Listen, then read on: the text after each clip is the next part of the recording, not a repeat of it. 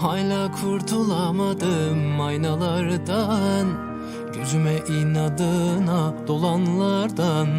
Tek tutunduğum saçının rengi, giderken evimde kalanlardan. Biriksin içimde, biriktin içinde garip bir biçimde. Bağlıyım içimdeki sana bir sicimle. Bu bir tercih değil, seçimde.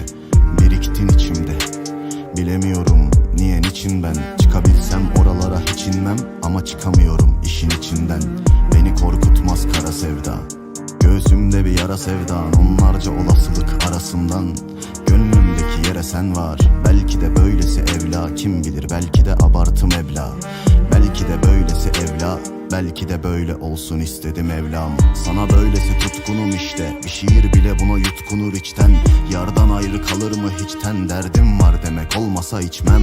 Sana böylesi tutkunum işte, kalbimin süslemelerin işten. Şiirim sebepsizce bir gidişten, samimi gerçek çok daha içten. Zorluğu kalmaz yolların sonunda, seni sarabilirse kollarım. Yaşamaya hazırım sonları, ne düşündüğünün önemi yok onların. Açık edecek sırları, kolay edeceğiz tüm zorları. Geçeceğiz sınırları, gezeceğiz o güzel kırları. İnan yine sevemem, yine denemem. Öl de ölürüm, dön de dönemem. Yine denemem, öl de ölürüm, dön de dönemem. Yine sevemem, yine denemem. Öl de ölürüm, dön de dönemem.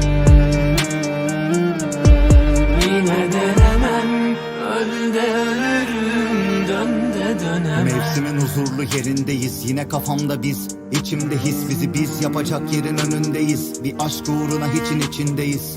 Amacın ne? Çınar olmak mı? Bir kibrit uğruna yanar ormanlık. Biz de yananlarda yer alanlardık. Aşkı bilseydi yalan olmazdık. Gel kurtar çıkar bu düşten.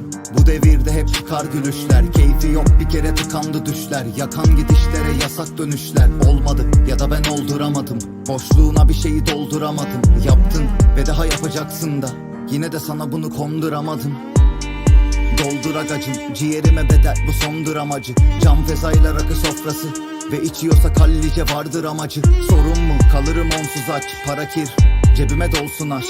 Kürke sarılıp uyumak mı ki derdin? Sonsuz aşk yerine sonsuz aşk. Sevmeye çabam hep önce iş sonra ben. Önce sen değiş, bu tutmuş bu yemiş bu da görmemiş. Bu nasıl aşk, üç maymuna benzemiş. Bu nasıl sevda, kime serzeniş. Bu gitmiş bu ölü, bu da gelmemiş. Bir yangın hala sönmemiş. Delirdik yine tertemiz. İnan